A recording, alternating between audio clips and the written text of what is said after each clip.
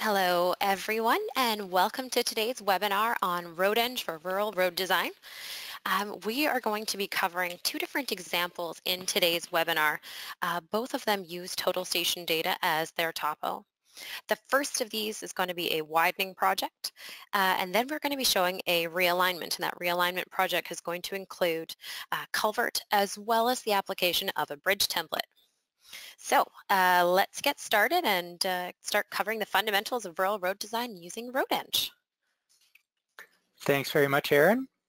Yeah, so here's the slightly more detailed agenda for those of you watching.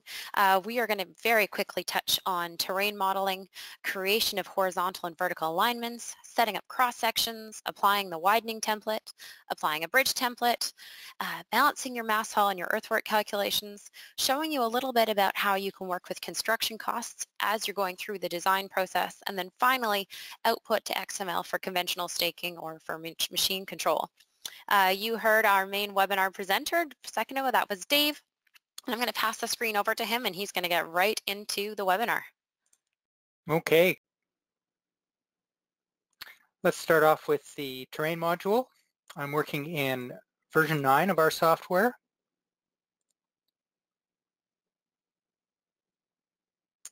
And yeah, so we've got the screen visible. Good. There we go. So this is where we do our surface modeling, terrain modeling. I'm going to open up an old design we've had on my hard drive anyway for a long time. It's a survey that was done in a total station, and it was brought into our software using our ASCII import format, and many of the break lines were created automatically. Some of them were created manually. And I'd just like to show you a little bit about this surface using our 3D window. So there's the 3D icon right there. There it is. And you can see that it's rotating, and I can pan it, and I can zoom in, and I can tile so I can see it with my plan window here. Now I noticed when I was first looking at this yesterday that there was a little glitch in the surface near this side road here. And I wanted to zoom in on this spot, and I'm finding it a little awkward to move around. I want to show you a trick that makes it easier. Turn on track mouse. So in the 3D window options, track mouse allows you to do two things. Number one, if you're looking at the plan window, the mouse tracks in the 3D, or if your mouse is in the 3D window, the mouse tracks in the plan. The second thing that's really powerful is that if you click anywhere in the surface, not outside the surface, over here it doesn't do anything, but if you click on the surface in the 3D window, it centers that point. And that's the beginning of the rotate. So if I wanted to look at this point here and rotate about it, click, drag, I can rotate about that point, which makes it kind of easier to find stuff. Okay, so this is the zone I wanted to fix up. It's part of a little ditch between the two roads. You can see the roadway ditch looks pretty reasonable. It's got a brake line in the bottom, it's got a brake line on the road side and on the other side of the ditch. But on this little side road, it really doesn't look that good. Now that's not going to affect my road design, but just as an example of fixing up a 3D terrain, let's make this look a little better. So the points are in there, but the triangles that join the points are not going in the direction we want them to. So here's the trick. This is the area of interest right here, and you can see there's a kind of glitchy contour in there. So first of all, let's get rid of the contours. And you can see all the points in there. Now, often total station surveys have well-defined point codes on the points. This one has point code 100. They're all 100. These ones were named differently, 130, 129. So the name of the feature at import time picked up the point code, or the survey code if you like.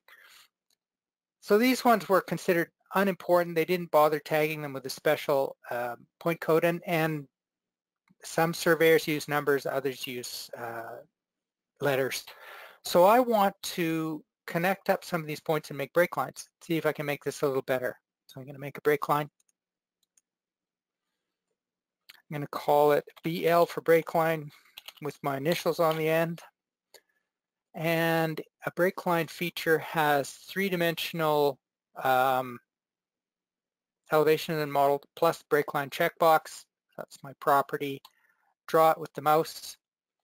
It's prompting for an elevation, just in case I'm not using snapping, but I am using snapping, so I'll ignore that. And I can see, okay, this point here. Notice the cursor moving in the 3D and in the plan. I'm going to create a point there. Click to create a new point, snap it on there, so on, so on. I probably don't need to connect to this point because you can see that there's a triangle line there. It's working okay, but I'll just for completeness do that. Once I've created my break line, I might want to change its line type. Let's change it to a dashed line with dark green so I can recognize it later. And click apply. Don't forget the apply button. So you can see where the break line is now, and you can see the bad crossing triangles there. You can see their facets. I could turn on the triangles in the plan window if I wanted to, but you can see them clear enough in the 3D window. Now let's just re-tin. Calculate triangles. That doesn't come on unless you modify something that's already part of the surface. I don't need contours right now, and go. That looks way better. There's still a little bit of a glitch right here. Are these points supposed to connect to that one? Not sure. I'm assuming the surveyor surveyed from the center line out here. He's done rough cross sections, and it probably makes sense to connect up all these points with break lines. So I'll do that. When I have a feature selected and I create a new feature, it remembers or it copies the name, the properties, the color, line type. So all I need to do is click on mouse here and make a new feature. Click to create a point, snap, click to create a point, move it, snap, click to anchor it down. And there we go. Whoops, missed. There. Okay, let's do one more.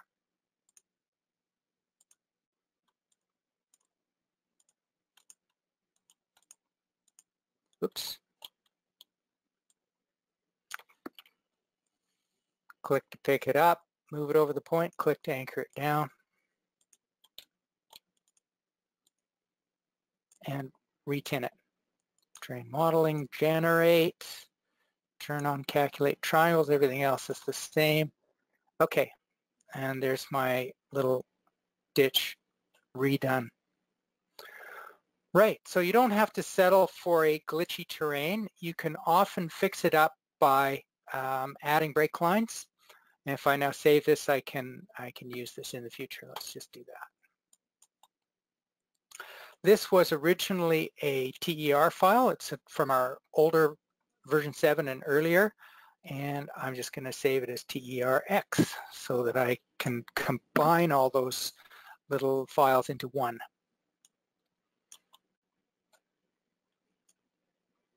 Next step, let's design a road widening project on top of this surface. So I'm going to switch over to the location module.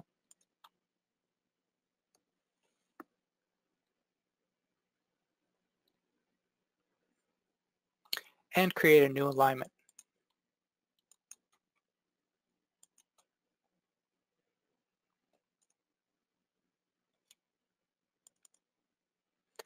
So there's my new design that I just created, my new surface. that's going to be my original ground. Next, I need to choose the initial alignment.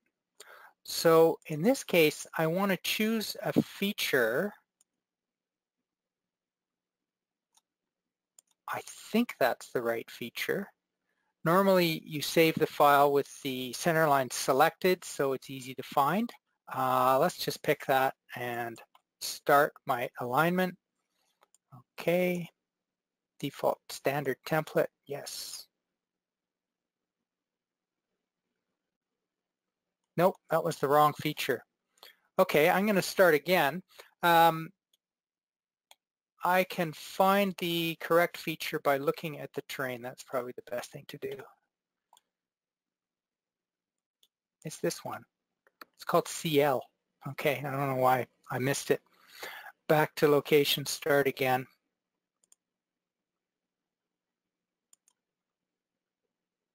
Oh, yeah, here's that little trick. If I were to, did I save that? Yeah, if I click here and save my terrain with the center line selected, then the new location just goes a little quicker because it automatically picks. Okay, there's my terrain.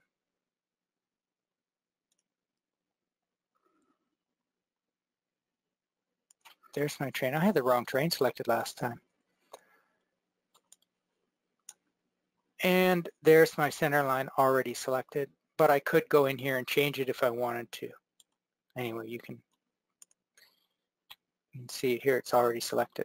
Okay, next.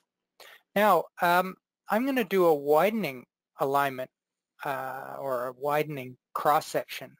So I'm going to start with nothing. No, this is new in version 9. No template. Great. Okay, that's where I wanted to be. So I've got the alignment, as you can see, it's just a little segment of road here. It starts at this intersection and it's following the surveyed center line. So that's what happens when you create a new location design and you pick a surveyed feature as your initial alignment. This makes sense. I don't actually want to change the road very much. I just want to make it wider. So there's nothing to do on the alignment. I'm basically done. All I need to do now is apply the proper template. So let's take a look at my templates. These are the default templates that come with the software. I am going to open a table that I created just for this purpose, which contains a widening template in it. So this table has some of those same defaults, but it's also got this widening template, which basically does nothing in the center. And it's got a property turned on here, which is, now I can't remember whether this was added in version 8 or version 9, but match existing ground certainly did not exist in version 7. So that's something to know about. What that does is it changes the superelevation to match the ground near center line. There's some options here to choose what near means. So in this case, it's 2 units, and we're working in meters, so 2 meters off center line. Okay, that's good. So that's how it picks up the crossfall, and it doesn't matter which cross-section I'm looking at, these segments of cross-section will be on that crossfall. Great. That doesn't do very much. I need to assign it. So we're going to assign our widening template on the left side only. And there it is. We don't need to widen the first bit, so we're just going to go from station 100 to the end of the alignment. I created this road design with no template, and that means the bridge or the no cut fill empty template. Now I've put the widening in there, only on the left side. Let's see what that looks like. Okay, so there's nothing happening for the first 100 meters, and then out here, there we are. There's my cross section. and you can see that it's tracking the original road, and then at this point here it continues on with the notch cut and 3 layers of material. Right, it doesn't look like I got the width right. I'm going to just change that. So in my template editor, I can go back to the widening template, and this is the fragment, or pardon me, the component that's used to get from the center line out to the beginning of the widening, and it has an offset property. So let's change that to 5, see what that looks like. You can see it's wider on the left now. I could do the right too, but I'm not using it. I'll just leave it the way it is and recalculate, and boom, it's now 5 meters to this point here. Okay, that works pretty good. What if I've got some surveyed information about where the edge of pavement is? That usually is the case for a road widening. You might actually survey in the place you want to start cutting. So we got 2 choices. We can put in a value, which I just did, 5 meters, or I can use this feature here that we surveyed as my offset. So this feature is called 112-47. So there's 47 at least. There's probably more features called 112. And if you look at the encoding that the surveyor used, that means pavement edge left. So I'm going to use that as a reference feature.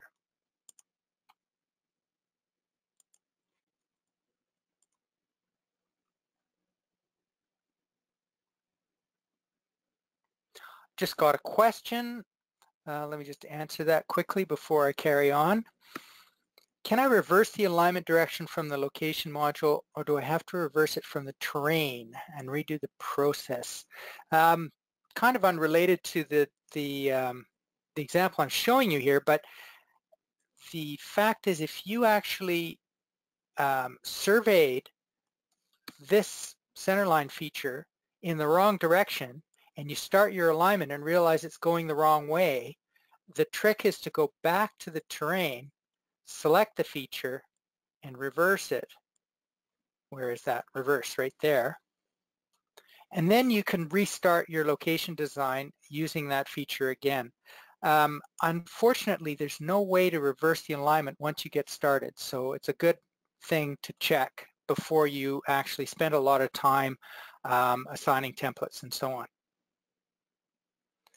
Okay, carrying on here, I'm going to create a reference feature which refers to that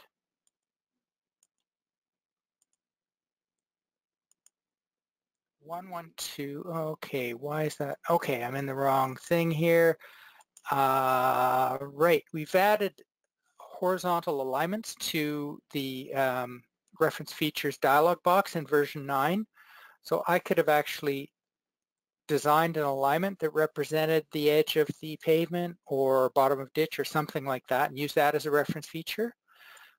But in this case, I want to use a feature that's actually found in my topo surface. You can use any other feature or any other surface if you want.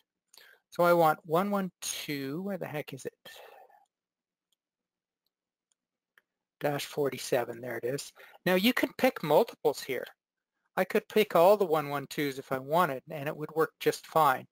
I happen to know this is the right one, but there's nothing wrong with picking multiple features and selecting those, and it will find the nearest one. Okay, let's just do this one. Whoops.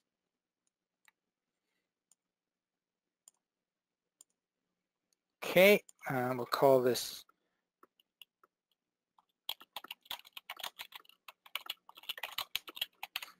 edge of pavement left. Right. Let's look at it in the section window. So I'm going to intersect that reference feature and give it a symbol.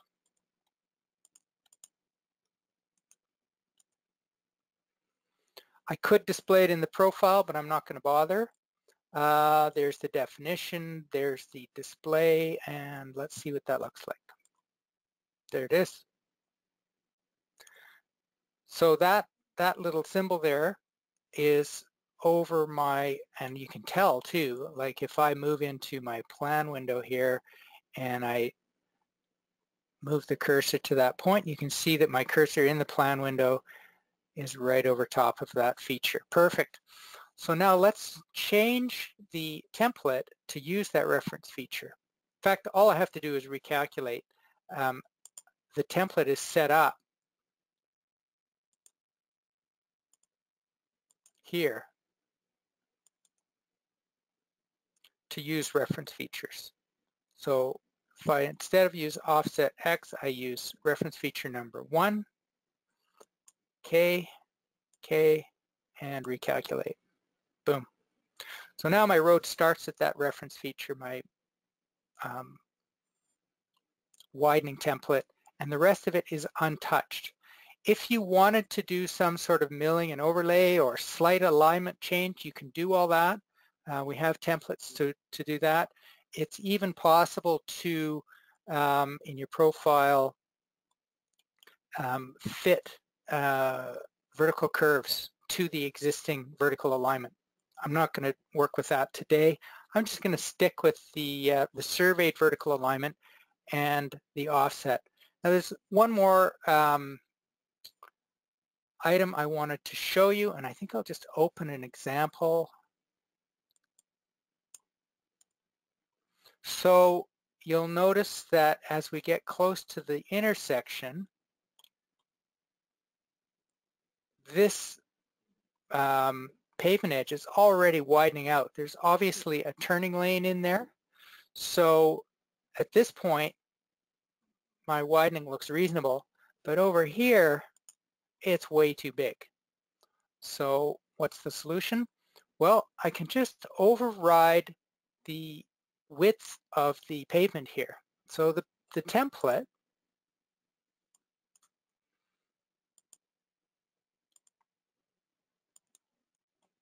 has an ACP width parameter, which is my 3.5 meters going left over here. So, oh, I'm looking at the wrong template. Yeah, I'm looking at the right template. There we go. Okay. Oh, what's interesting is put both sides on the same reference feature. We're not using the right, so this is not an issue.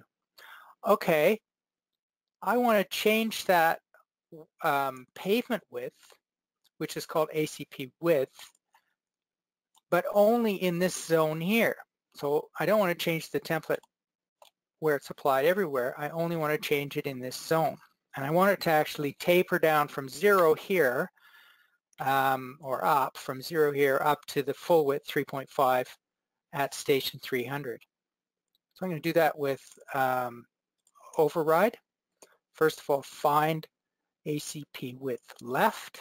There's my parameter.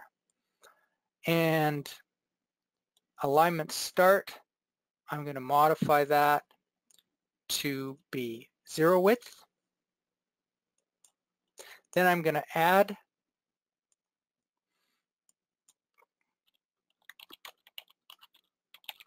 this comment, whoops, that's terrible spelling, is just for your own reference. Go back to the default at station 300. Oh, I think I messed up here. Yes, that's station 0 and that should be station 100. Anyway, let's put this one in and then I'll just duplicate that.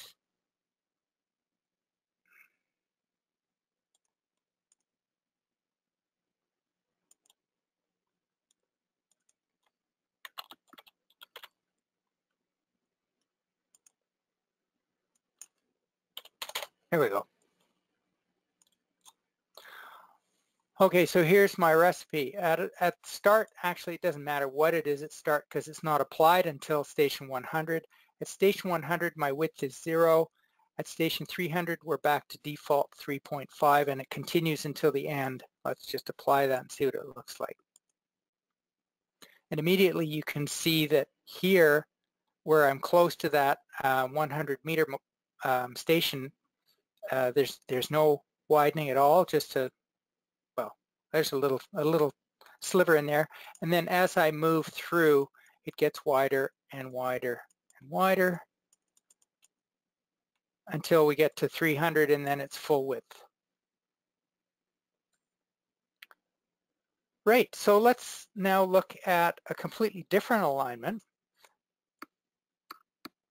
Do I want to save this? Maybe we'll come back to it.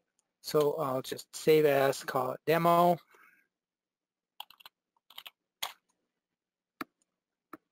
Oops, I got a folder called demo.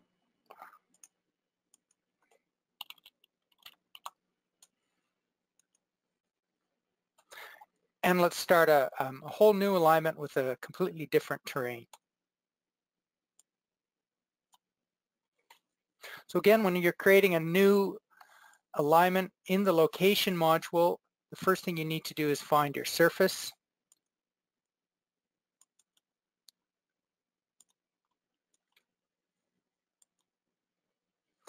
Then you need to choose your alignment. If you've got a surveyed centerline, you can use that. If you've got a land XML file, you can use that. Or you can just start in the center and draw your alignment yourself. Now this particular road design is a realignment. It was already built long ago. Let me just show you. If I switch over to the terrain, actually this works best. The terrain is in the background automatically, and you can edit by clicking on the open button here.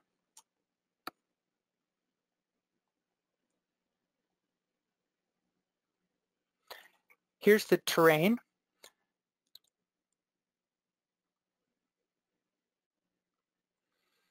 And let's just get rid of this label just for something to do.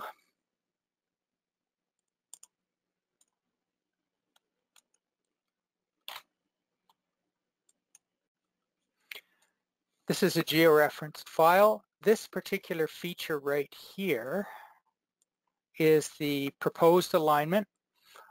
This surface was created with surveyed total station survey data. And again, we have lots of break lines and so on to make a nice surface. In version 9, we have added this thing called live maps. If I select any feature and click on import here, it goes to that place on the planet and shows you images from various sources. There's Google. There's Bing, which is a slightly different image. And you can download these images and they will become georeferenced image files on your hard drive, and you can use them as backgrounds. Notice, however, that this road has clearly already been designed and the old road is long gone. It's now got farmers' fields on top of it. So I don't really need this image. It's just going to be confusing, so I'm going to skip out of here. So I saved this file, at least I changed it. I'm just going to save it and go back to location. Notice that location automatically prompts me to update because the file has been modified. And there's the change, that label's gone. Okay, so I'm starting a new alignment and I'm going to basically try and follow that proposed alignment. I'm going to start down here in the south. Start on the existing alignment. Now I'm designing my horizontal, so I'm in the plan window. I got the add edit cursor selected, the pencil cursor, click to create a point, move it around, click to anchor it down. Immediately the software calculates all the cross sections, and I'm not really interested in those cross sections right now because I don't have any vertical alignment.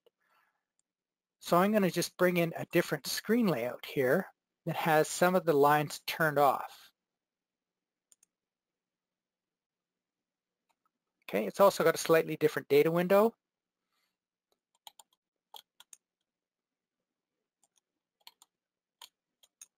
Click to create a point, click again to anchor it down, and you can see I'm putting it on the old center line. So that's where we're going to stop aligning. And we probably want it to be parallel with the existing road. We don't want a sudden curve in there. So I'll just move this over like so. That looks about right. And let's add some curves. This is my default curve. I can change all these parameters, but the default was saved with the template table. So when I created this new alignment, the software automatically opened up the template table called normal,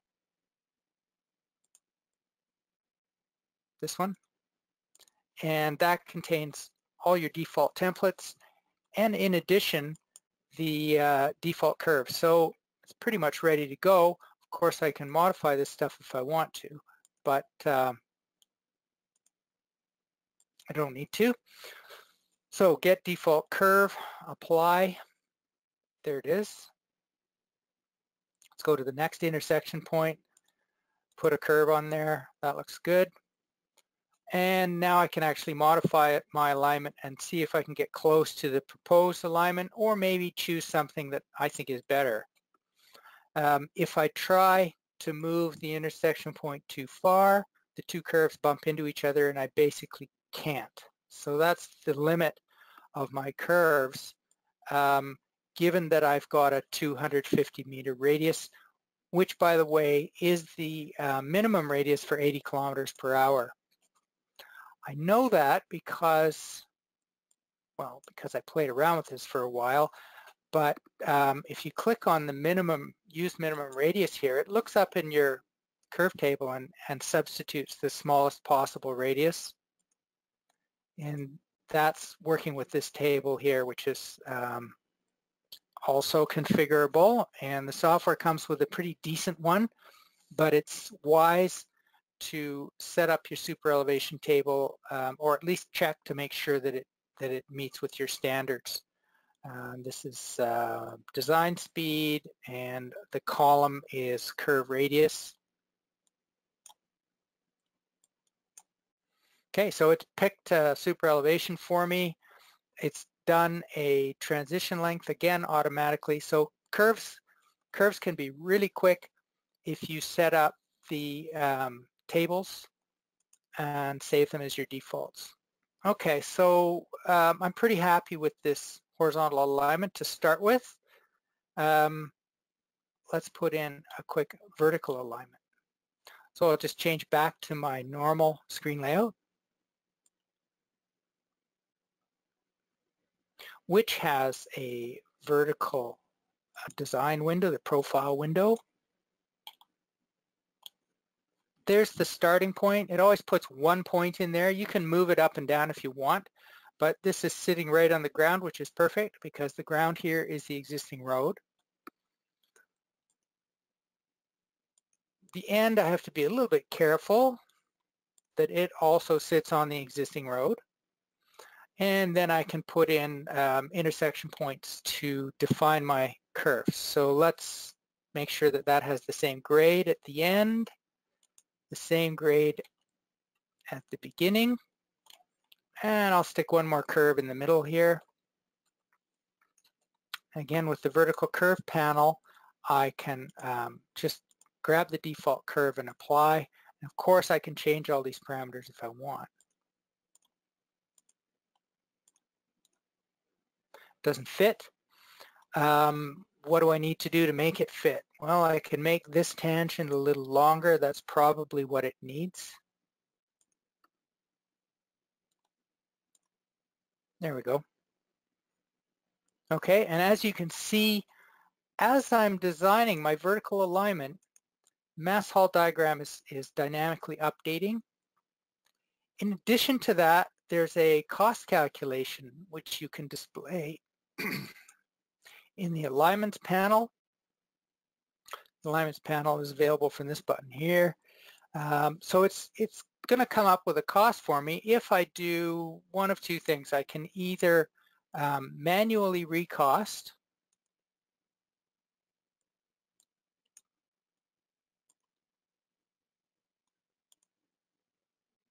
or I could go into the recost options here and turn on automatic.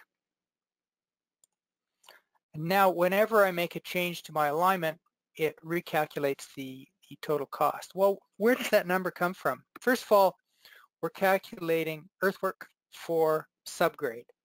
The layers above subgrade are, in this example, being ignored. You can include them if you want, but they don't change very much. They're basically a constant. all you need to know is the length of the road to calculate the volume of layers above subgrade, assuming the width doesn't change too much. But the subgrade itself, the fill here and the cut here, those numbers are variable depending on your alignment, and it's nice to know what it's going to cost you. So in our ground table, we've included costs for all the materials. Now this design is just using the default material for cut and fill. I'm not going to go into the details for creating, assigning different materials for different station ranges, but you can do that if you want. And there's my cost. Excavation, $12 per cubic meter. Embankment, that's essentially your compaction cost, $4 per cubic meter. And then there's haul costs too. So it's actually figuring out how much it costs to move the material around. And the costs are saved in your ground table. So when you open up the normal ground table, as you create a new design, it's all in there. And like I say, the defaults are pretty good, but you can modify those and you can save over them so your defaults are more correct for your area, your costs, etc. Right, so it's calculating the cost of the cut and the fill and the haul automatically as I move the alignment around. Now right now I've got a lot of material left over, so if I were to lift this up, I expect the amount of material would be reduced, the amount of cut would be reduced, the amount of fill would go up, the cost would change. So we're looking at just under $400,000 right now. That may not be an absolute value that's correct, but it's always a comparison you can use. So even if the dollars per cubic meter are not quite right, when the cost goes up, can't lift this because this curve is in the way. When the cost goes up, the cost has truly gone up. It may not be exactly 400,000, but it's more expensive than it was before. Okay, here we go. Now let's lift it up a bit. There we go. Now we're up too high. Okay, there's 387. Let's go up a tiny bit. 376. As you can see, I'm approaching balance, and my total cost is also getting lower. What if we put a bridge in there? Well, first of all, let's put in a culvert, because that's kind of what we're designing here. And then let's compare that with a bridge design. So there's the old road culvert. I probably want to put one in the same place. So let's just set the cross section right there. Okay, there isn't a point there, so I'm going to create one. So the reporting point tool allows you to create a point on the existing alignment. You're not allowed to move it off the alignment, and I want one right there where the old culvert was. There's the cross section. You can see the old road, and I'm going to put a culvert in there. So let's open the culverts panel, add a culvert, natural channel. Okay, there it is. Well, that's a fairly reasonable culvert. It's going from toe of fill to toe of fill, and it's cutting through the old road. Perfect. If you need to modify it, you can. You can select the culvert and you can change the way that it's created, how it's attached. Unfortunately, you can't just pick with the mouse and move it around. You actually have to change these parameters to change it. There's other properties too, like for example, I could change the diameter here if I wanted to. Right, so you can see my culvert is in there, and it's displayed in the profile, the plan, and the section windows. There it is in the profile. Of course, it's oblong because of the distortion. It looks like an ellipse. Well, let's put in a bridge instead, see what that does. Station range, where should my bridge go from and to? How about we look in the profile for that? So This looks like the lowest spot. It's kind of hard to tell because it's actually on the road there, right? Yeah. Oh well, let's just go from over here to over there. So let's say 400 to 450. It's a fairly long bridge in meters. So you can put any template on your alignment by station range.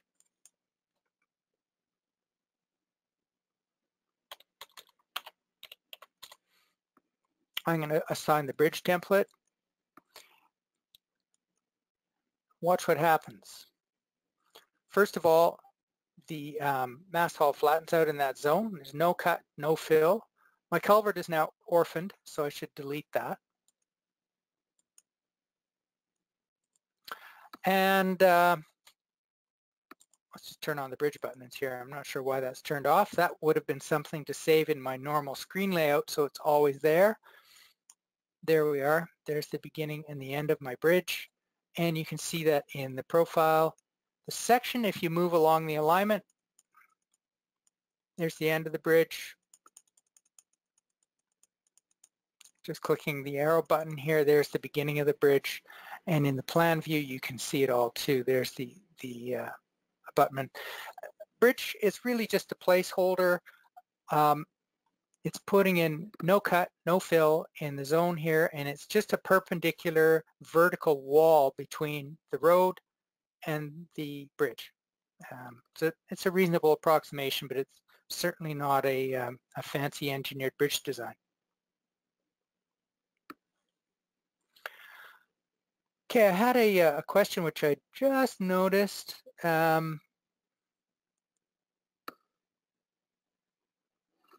About the quality factor for costing. So we've been looking at the cost number, and I showed you in the ground table here that each material has a cost associated with it. It's also got a quality factor.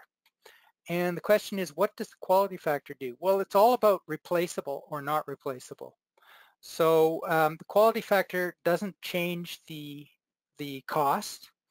What it does do is it allows the software to choose which material is being filled when you assign different fill ranges. So here we are. There's all my templates. I showed you overrides in the other application.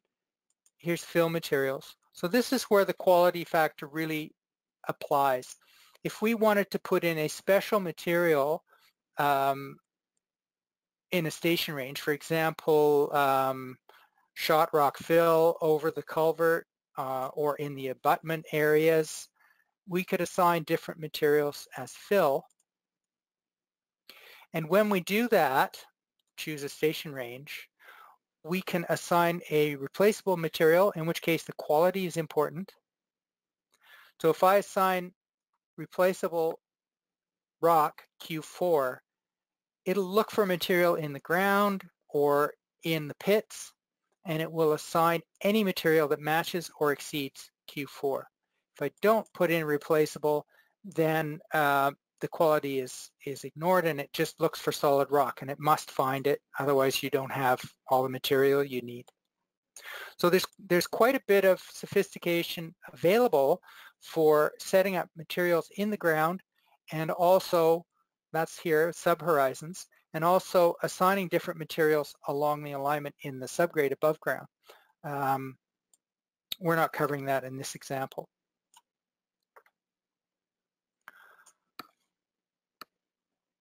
Okay, so as you can see, when I put the bridge in here, it recalculated my mass hull diagram, and all of a sudden I've got all this material left over. So if I were to edit my alignment a little bit, oh, and not only that, let's just cancel out of there, my cost has gone down because there's a whole bunch of fill missing, so there's a, it's cheaper. And if I then lift this alignment up a little bit to try and balance the mass haul, I can make it even cheaper still. Of course, this is a false economy because now we have a cheaper earthwork cost, but we have to build a bridge, and the bridge is probably going to be way more expensive than that. So once again, our cost calculation here by default is just doing the earthwork for subgrade. You can get it to include layers above subgrade.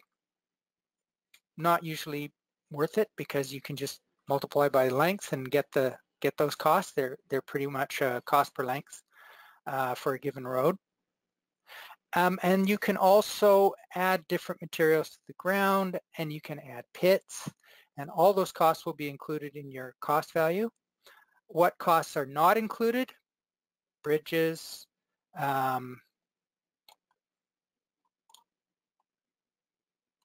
yeah, like I say, in general, the layers above subgrade, although you can put in a paving cost if you want. Okay, finally, I have a remark that the screen might have frozen.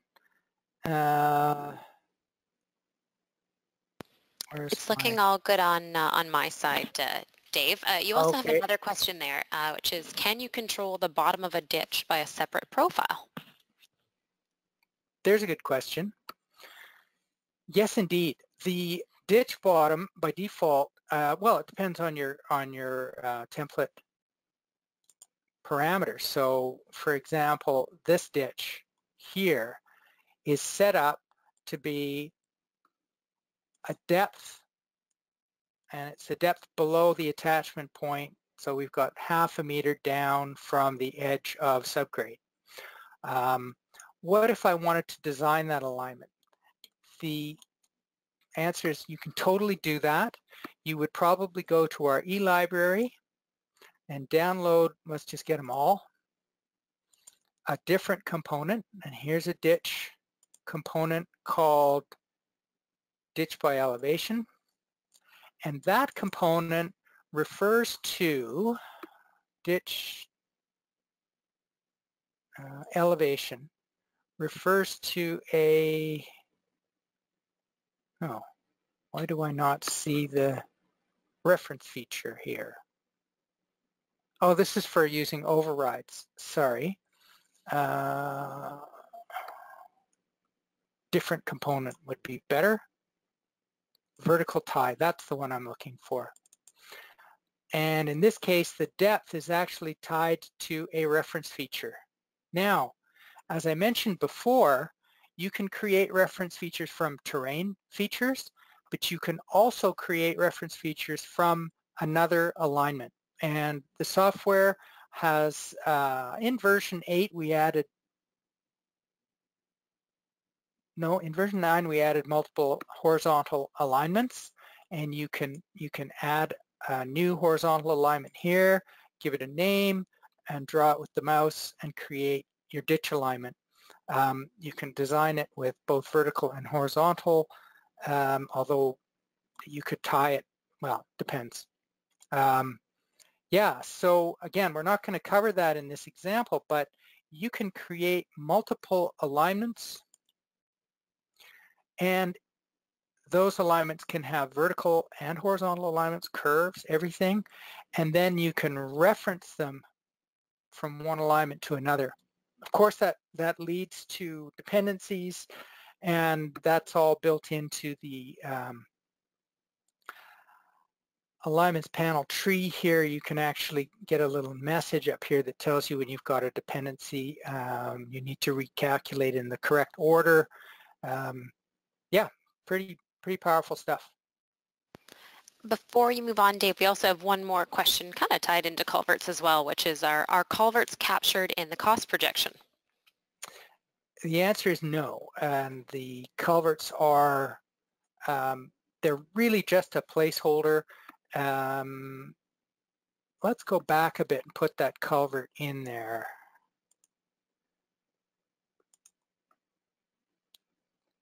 How many times do I have to back up? I don't know.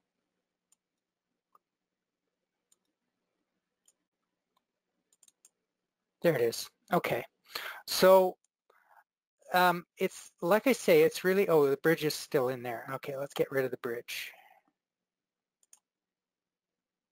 There we go.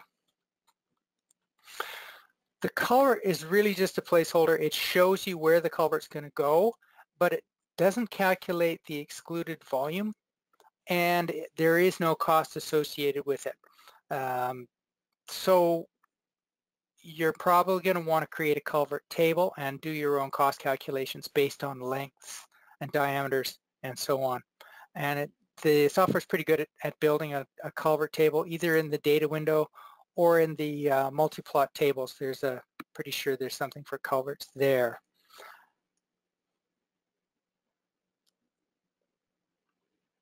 Okay, yeah, that's a good question. So in those costs, this cost here is essentially just the earthwork cost. Culverts are not included, but it's not hard to make a spreadsheet. Okay, I have one more thing I wanted to show you, and that is export to XML. Oh, and I also made a note to myself to show the 3D view. This has been around for a while, but even some of our, especially some of our older users, even some of our newer users are not aware that you can look at a 3D window in the location module and see your design. And of course that is, again, real time. If I modify my vertical alignment, you will see that change in the 3D window. Oh, I lied. Okay, have to do the update. There we go. You can see it's quite different now.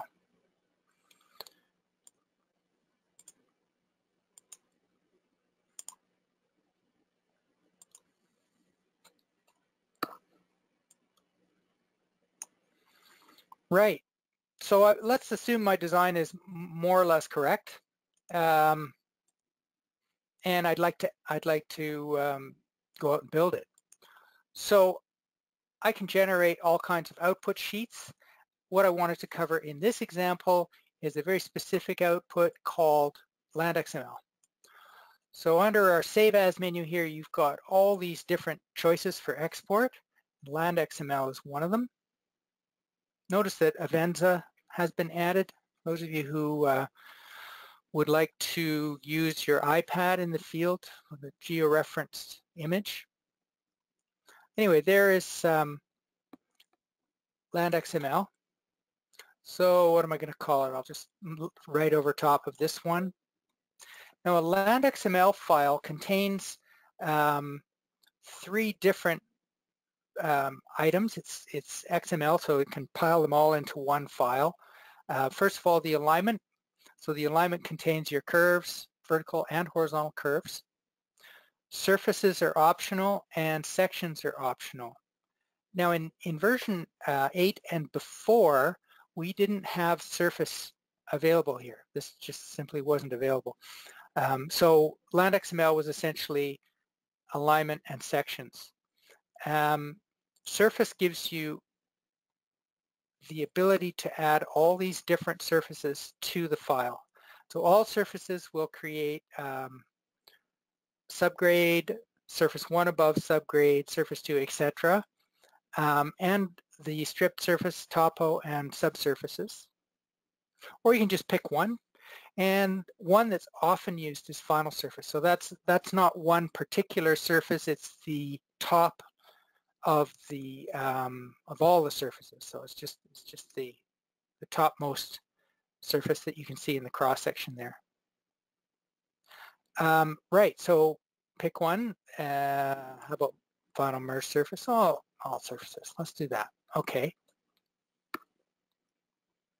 You can choose how far out the surfaces and the cross sections go. Usually the disturbed limits make sense rather than putting in a fixed offset. And then you can change these properties, which are only applicable to the sections. So if you're not exporting sections, this stuff is turned off. This will simplify the cross sections and remove points that are irrelevant. points that are collinear with previous and next. This one puts a point on all of your, at the center line on all of your layers, often useful. One of the things I want to point out here, well, first of all, I'm not a surveyor, so I haven't seen a lot of the handheld data recorders that go out in the field with the survey instrument. I really don't know how they work. They are the things, however, that read these land XML files. We can read the surfaces out of our land XML file. We can read the alignments. So I can create a new location design with this alignment, for example. But our software doesn't read the sections. We just write them to land XML. And these options allow you to change the way those sections go out. Single polyline output. So you can actually have a cross-section that has a bunch of stuff over here, and then a break, and then some more stuff over here. And if you have this single polyline output, it'll actually join them together, and it may not give you the best result. On the other hand, the reason this checkbox is available is there are handheld devices that will simply fail if you give it if you give it a broken cross-section. So this will force it to work for what it's worth. Attachment layer, I am not 100% sure how that works. So one of the, oh, by the way, there's F1 help here. So we can just go in and take a look at all these options here. I strongly recommend that if you get a chance, get your surveyor in the office and try a few options and see what happens when he pulls it up on his handheld device. What does he get, and does it work for you? They're nice small files. You can export them and send them by email or whatever, so you don't have to do it all in one room. Do it remotely. Right, so let's just generate that file. Oh, and this allows you to choose which cross-sections are exported. For example, I could just say, give me 20-meter points. Where is it? There it is.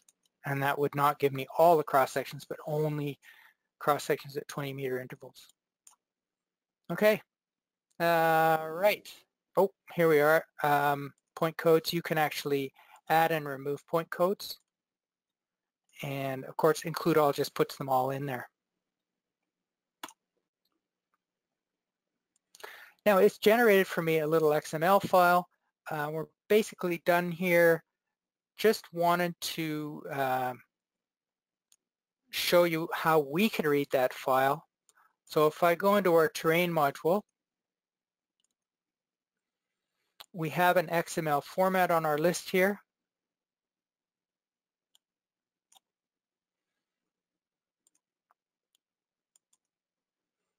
And oops, wrong one. I'm in the Walla Walla metric folder. There we go. That's the one I just created. And if I open that, you can see that there are all the various surfaces that were created.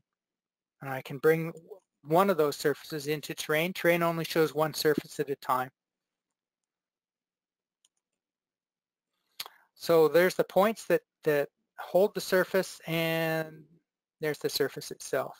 So that's the kind of thing you can get out in the field on your handheld device, on your machine-controlled bulldozer or whatever, a land XML surface, so a generic file format that any of these remote devices can read. And if I were to create a new location design,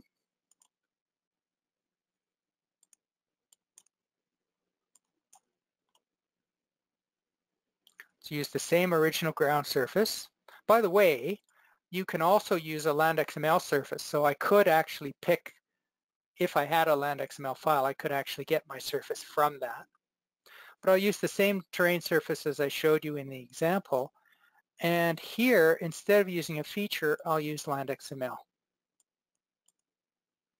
So there's my horizontal alignment. I can choose to include vertical, and there's the vertical. So there's only one horizontal, one vertical in that file.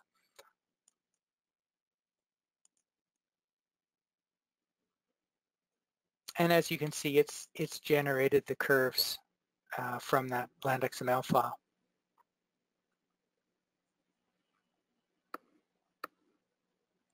Well, I think I covered everything I wanted to. Last chance for questions. If anyone has any questions, last opportunity to enter them. And I just wanted to, Dave, say thank you for taking the group here. And it looks like most people have actually stayed on right until the end, which I'm very impressed with, considering we went half an hour over time. But thank you for going through such great examples. If anyone has any questions, feel free. You can email them directly to support@softree.com, and one of the team over here is happy to answer them for you. Otherwise, enjoy the rest of your day. Thanks, everyone. Bye now.